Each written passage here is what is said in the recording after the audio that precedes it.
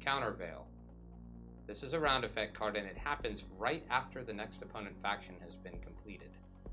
So you'll place it face down on round effect, and immediately after the opponent's next revealed faction play, draw one faction card from each player's deck and play one instantly. Discard the remaining faction cards. So this is a surprise card, it's a spy card, and it happens as an interrupt. So it's one of the only card, it is the only card so far in Master of Wills that can do this at this time. So the opponent's in the middle of their turn, they're going to play, say, a faction play like Sacrificial Lamb. They're going to kill one of my cards less than a 9 value. They're going to draw a random Afterlife card. Whoops. To their side, to their recruits. And then, before they do the end of turn card, because the turn's not over, you're going to flip over Countervail and say, alright, I'm getting a faction play. Then you're going to draw one card from yours and one card from theirs.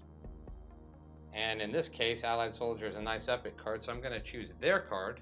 I'm going to place it on the ground here, and I'm going to take one card directly to my allies. So Countervail performed his duty well. Thanks for watching the video. For more news and updates from the Master of Wills team, just subscribe to us below.